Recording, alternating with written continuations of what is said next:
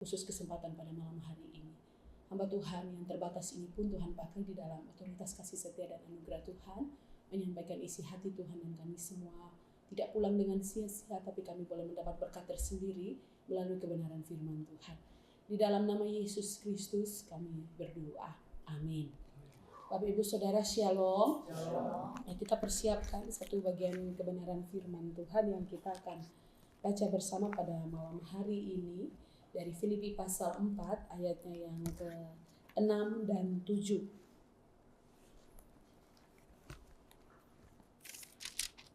Kitab Filipi pasalnya yang ke-4 ayatnya yang ke-6 dan 7.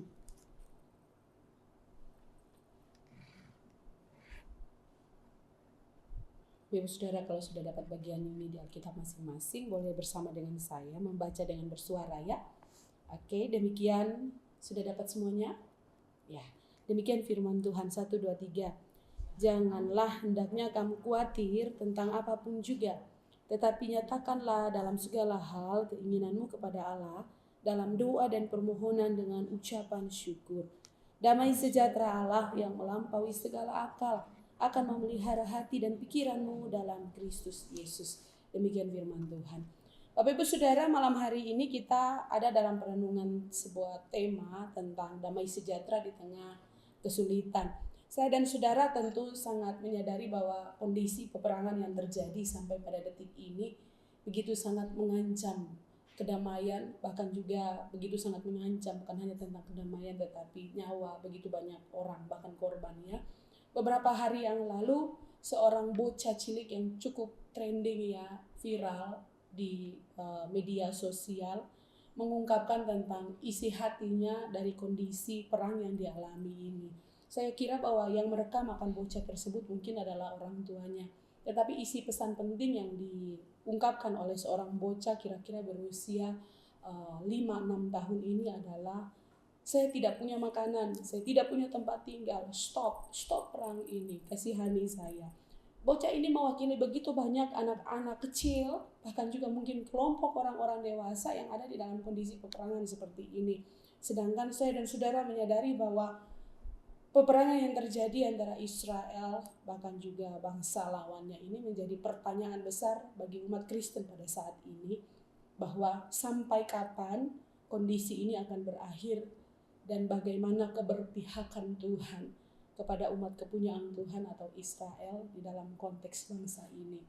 Jadi saudara, kalau saya dan saudara memperhatikan akan hal ini, tentu kita akan memahami dan mempertanyakan tentang makna bagaimana umat Israel hidup di dalam kedamaian, sementara Allah sendiri yang telah menetapkan mereka ada di dalam kedamaian itu dan menetapkan mereka menjadi milik kepunyaan Tuhan.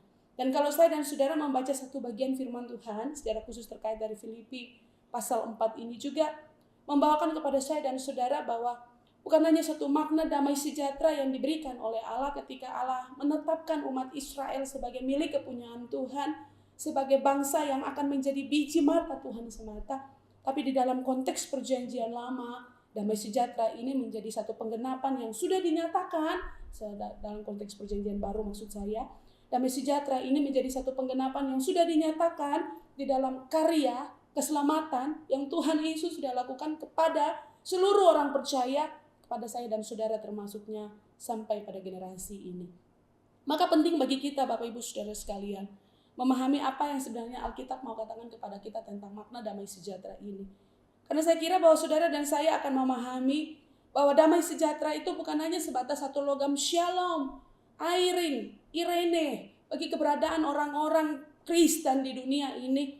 Tetapi damai sejahtera itu menjadi satu panggilan utama yang Allah mau menyatakan kepada saya dan saudara untuk bagaimana kita memahami, bahkan kita menghidupi akan kata shalom, damai sejahtera itu. Saudara, saya ajak kita untuk memahami terlebih dahulu apa makna kata shalom, irene ini. Mari kita perhatikan bersama ya. Bisa bantu di next, saya tidak punya pointer di sini jadi saya tentu bergantung ya. Belum connect ya. Haleluya. Ya. WA nggak masuk ya. Oke. Ya, tidak apa-apa. Kita lanjutkan saja ya. Oke. Saudara kalau memperhatikan, ada beberapa pemahaman terpenting yang menjadi pemahaman dasar yang saya dan saudara harus pahami bersama, bahwa padanan kata shalom atau airin dalam bahasa Yunaninya, secara konseptual ini memberikan kepada saya dan saudara satu makna tentang ketenangan, keadaan tenang, damai sejahtera, tanpa huru-hara, tanpa perang, hidup dalam keharmonisan, bahkan lebih spesifiknya, keharmonisan yang terjadi, kedamaian yang terjadi antara pribadi demi pribadi di dalam kehidupan bersama satu dengan yang lainnya. Ini makna kata shalom, makna kata airin, irene, yang Allah mau katakan kepada saya dan saudara di dalam konteks Alkitab. Nah, di dalam konteks perjanjian baru secara keseluruhan, kalau saya dan saudara memperhatikan satu persatu dari bagian Alkitab, banyak sekali, ya, ratusan kali. Kalau di dalam perjanjian lama, perjanjian baru itu ada sekitar 237 kali kata damai sejahtera ini diungkapkan terus-menerus.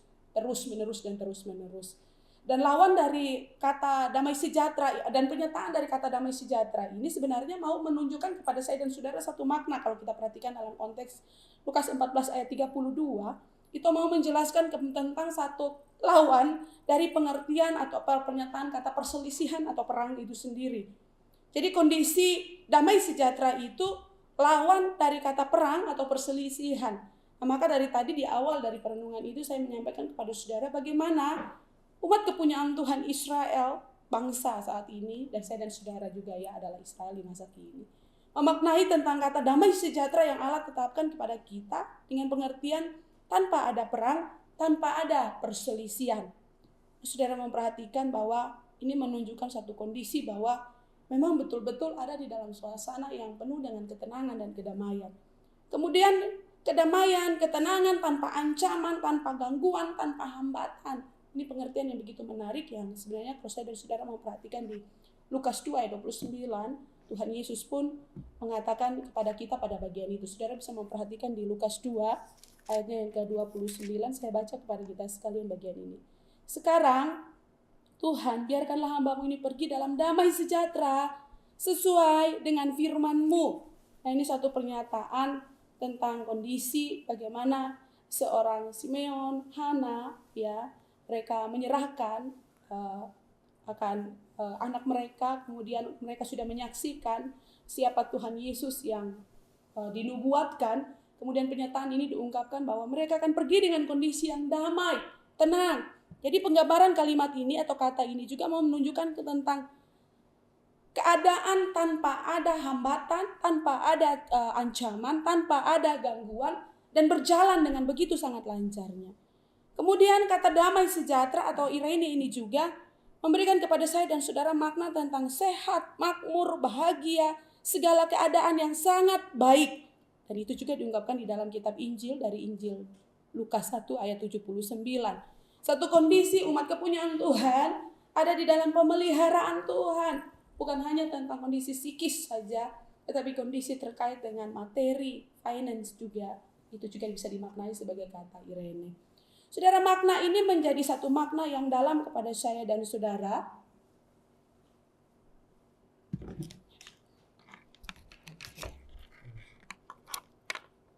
Bisa?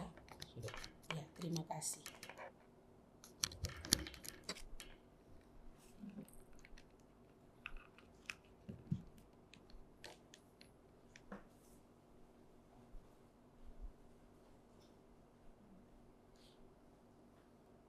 Ini kayaknya belum hidup ya.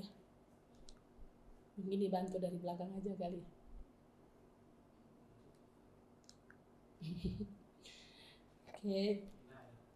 Oke. Dibantu dari belakang nggak apa-apa. Kalau tulisannya terlalu kecil, maafkan saya ya saudara sekalian. Template yang saya gunakan juga kategorinya hurufnya kecil juga. Ya, oke.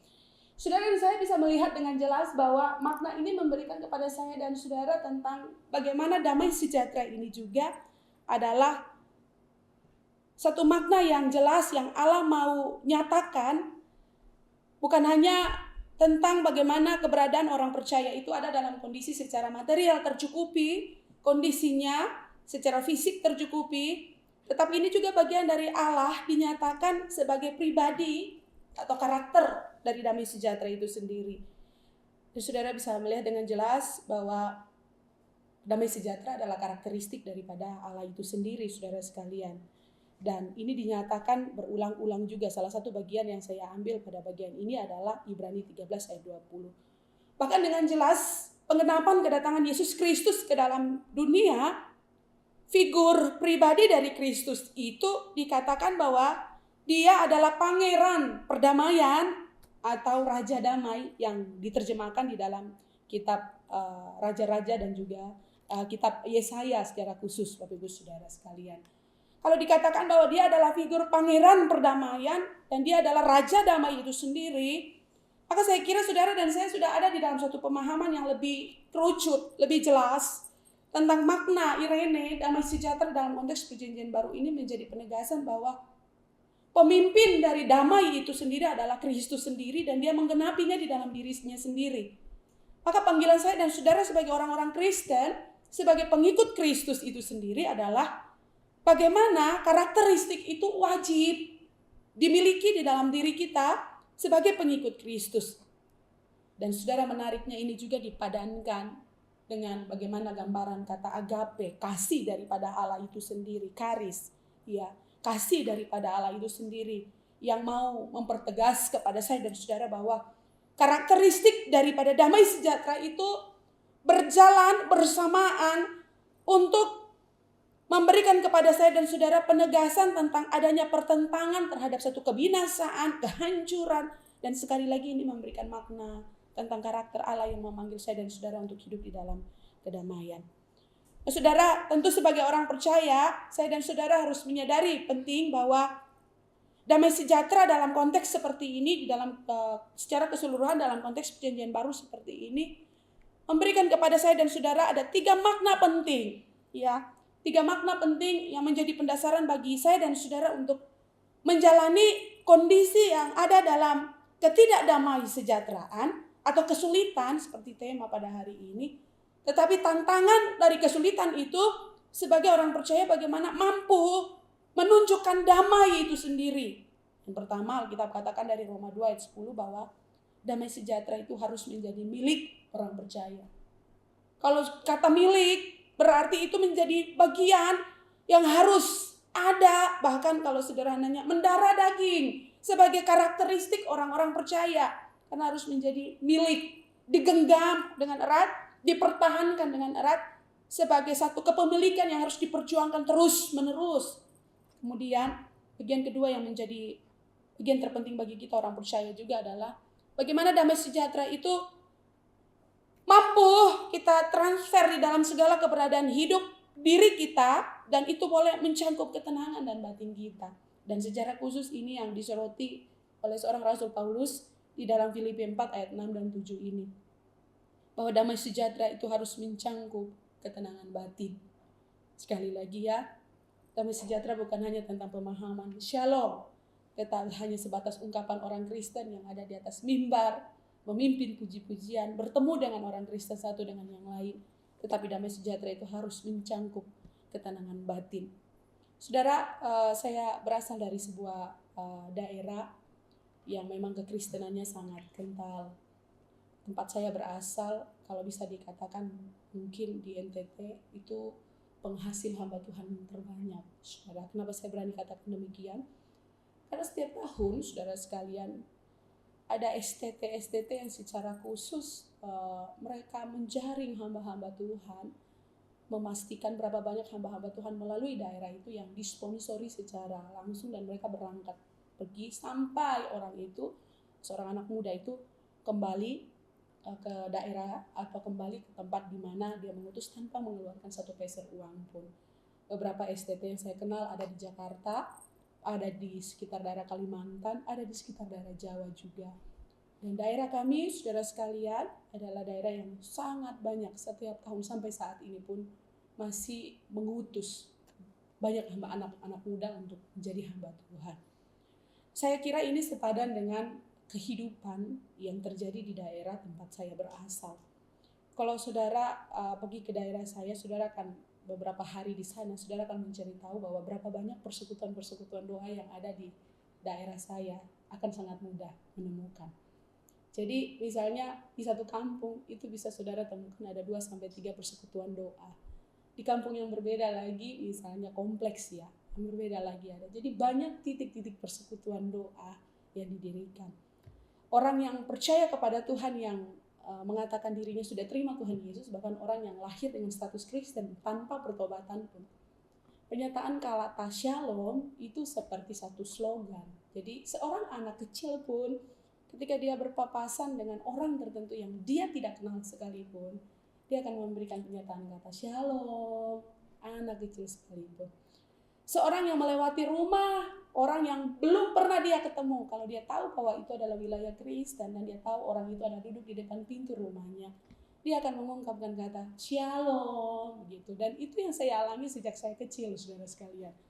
Saya bertemu dengan orang siapapun, entah saya kenal, tidak kenal, siapapun itu, semua orang di sekitar wilayah saya itu akan melakukan akan hal itu. Shalom itu menjadi satu slogan yang benar-benar sudah secara lip service ya, ungkapan yang keluar tanpa harus terencana, otomatis gitu ya, yang ketemu siapapun itu akan diungkapkan. Nah, menariknya yang saya bertanyakan saudara sekalian adalah begitu banyak komunitas-komunitas rohani yang dibentuk di wilayah-wilayah, apakah itu menjamin bahwa orang-orang itu hidup dalam damai sejahtera? Dan begitu banyak ungkapan damai sejahtera yang sering sekali terungkap melalui bibir mulut orang yang entah dia kenal orang itu atau tidak kenal orang itu. Apakah itu menjamin bahwa orang itu hidup di dalam damai sejahtera? Saudara, saya kira ini juga menjadi satu pertanyaan refleksi bagi saya dan saudara di tempat ini. Begitu banyak waktu kita bertemu dengan orang-orang Kristen sesama kita di dalam komunitas kerohanian, di rumah Tuhan, atau dimanapun itu Tuhan mengizinkan saya dan saudara berada. Apakah itu menjamin saya dan saudara itu akan hidup sungguh-sungguh dengan ketenangan batin kita yang benar-benar dilingkupi dengan damai sejahtera secara total? Pada bagian ini secara khusus di Filipi 6:4 ayat 6 dan 7 Paulus menyoroti akan hal ini. Dan poin yang ketiga Bapak Ibu Saudara sekalian adalah damai sejahtera itu harus menciptakan hubungan yang harmonis dengan orang lain dan tidak akan melakukan hal yang kontra. Saudara, Paulus kembali menyoroti akan hal ini. Kalau saudara perhatikan di Galatia 5 ayat 15. Saya undang saudara membuka Alkitabnya. Galatia 5 ayatnya yang ke-15.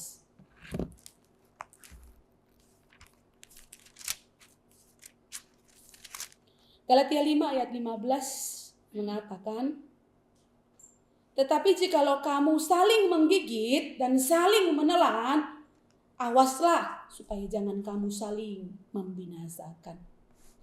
Saudara, topik perikop dari Galatia 5 ini tentu bicara tentang bagaimana orang-orang yang telah mengalami kehidupan di dalam Kristus. Dan kehidupan di dalam Kristus itu harus tertransfer di dalam hubungan yang relate, nyata, dalam hubungannya dengan orang lain. Maka kalau pada bagian ini damai sejahtera adalah satu hubungan yang harus diciptakan, saudara sekalian.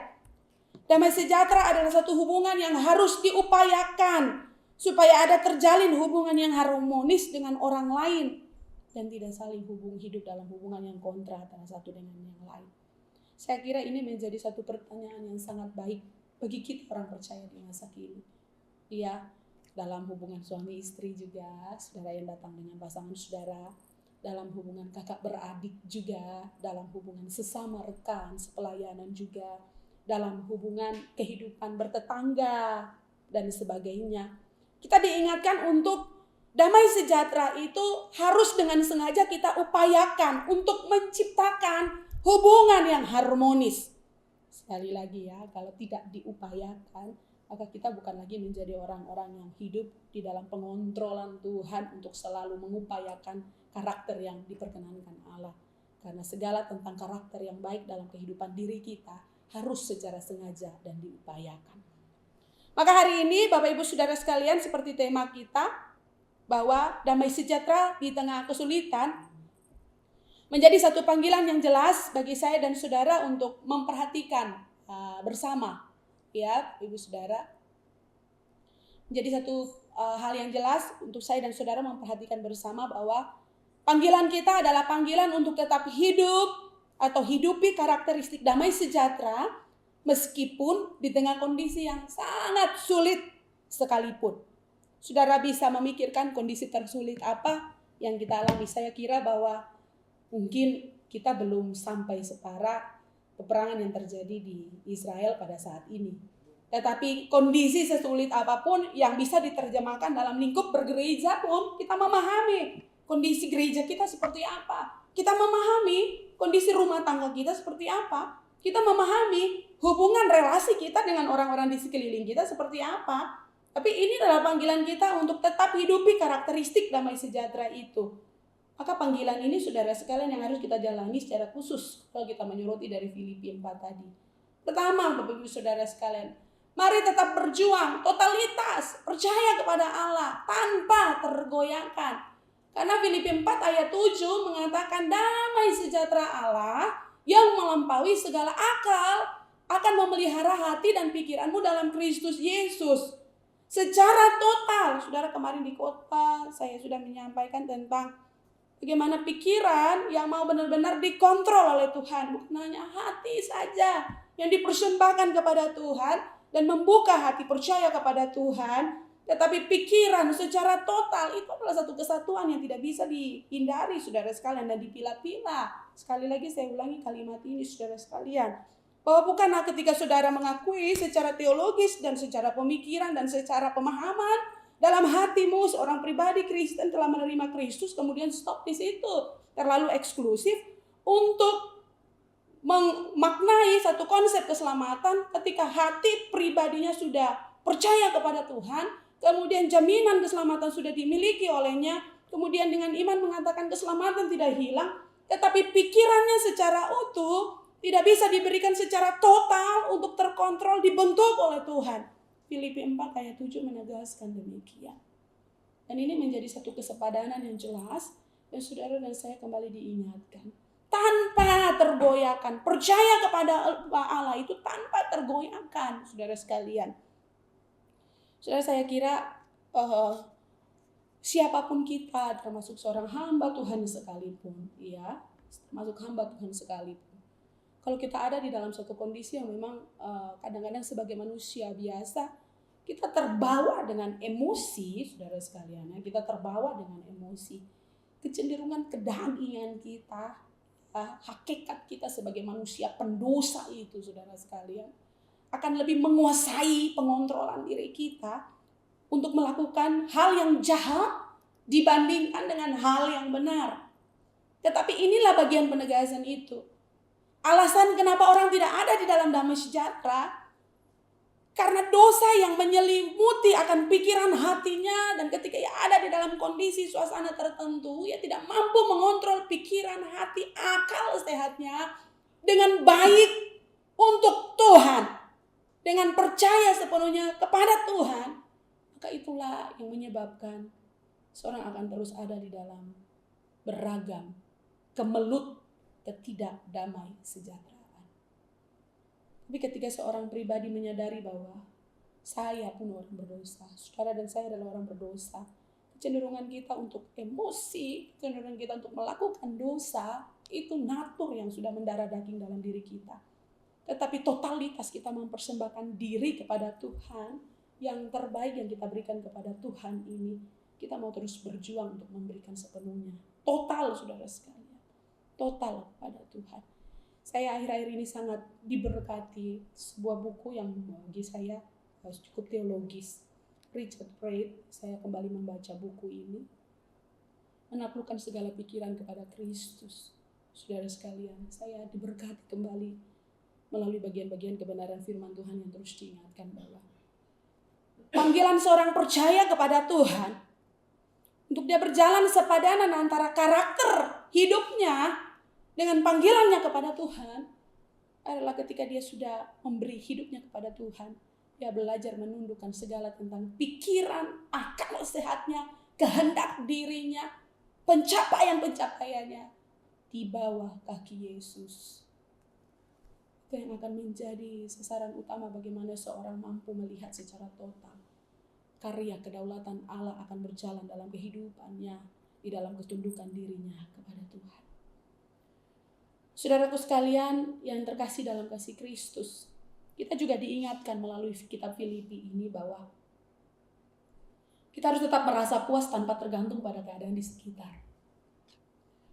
Saudara perhatikan Filipi 4 ayat 11 sampai 13. Dalam konteks kitab Filipi ini jelas pada bagian ini Bapak Ibu Saudara sekalian.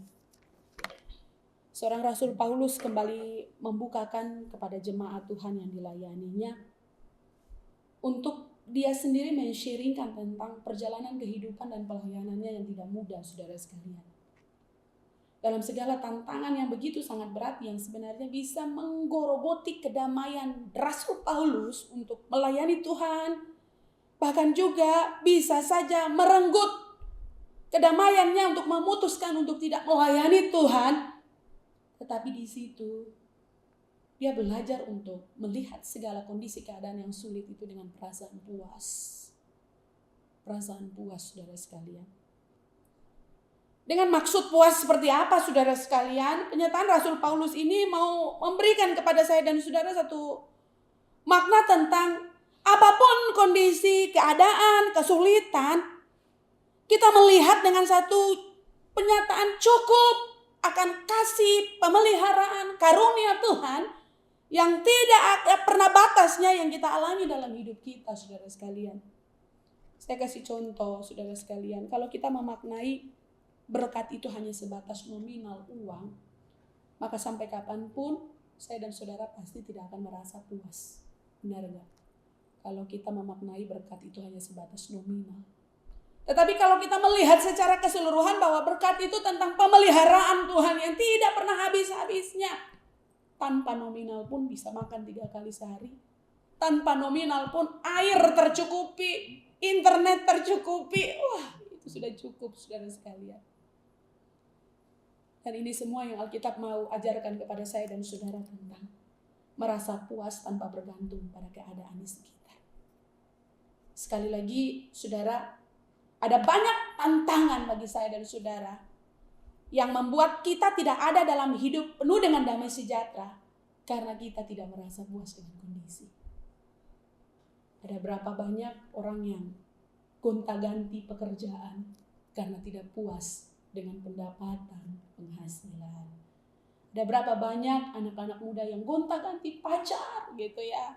Baru kenal 1 bulan, 2 bulan, ganti lagi. Baru kenal seminggu, 2 minggu, ganti lagi. Karena tidak puas, merasa kurang dan sebagainya. Bahkan dalam kehidupan beriman kita secara khusus, saudara sekalian.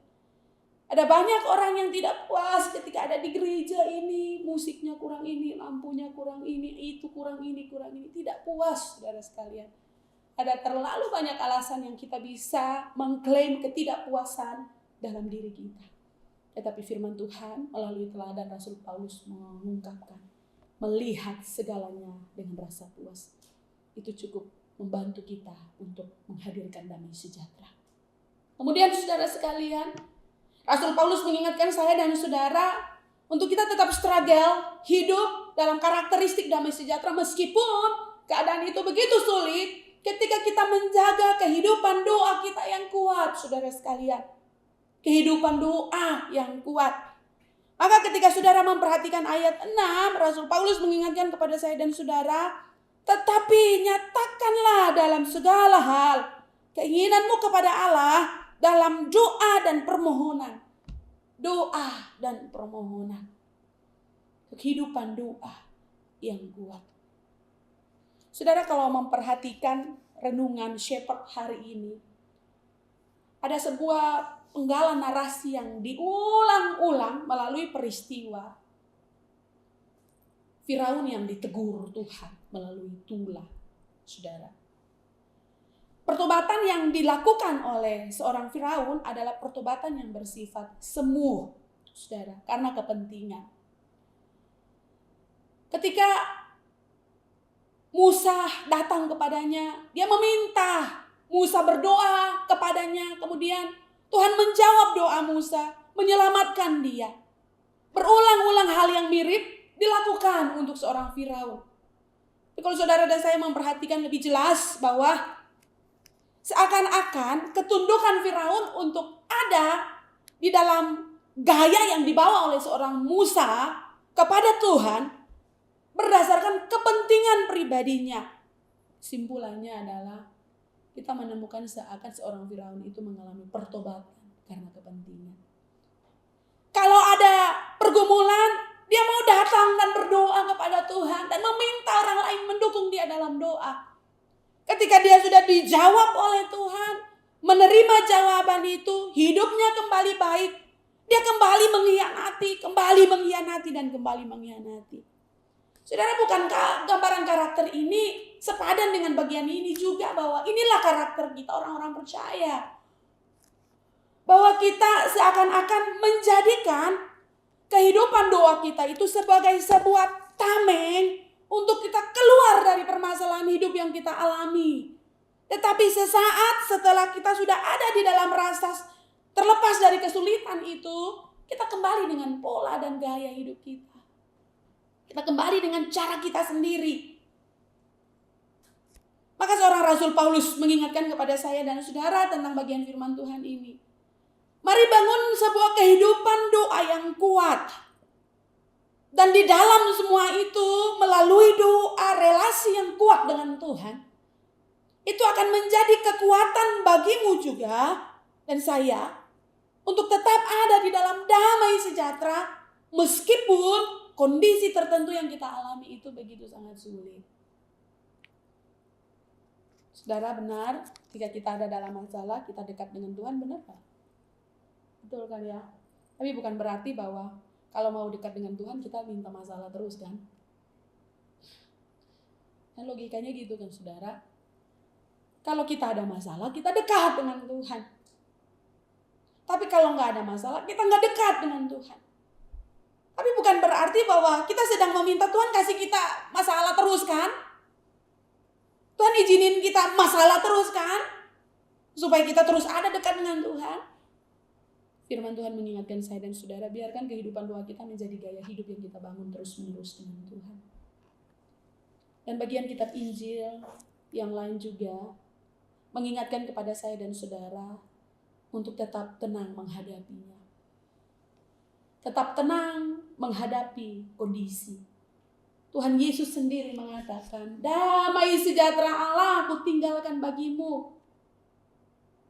Damai sejahteraku kuberikan kepadamu. Dan apa yang kuberikan tidak seperti yang diberikan dunia kepadamu. Jangan gelisah dan gentar hati. Ini pernyataan penegasan Tuhan Yesus sendiri, Bapak Ibu Saudara sekalian.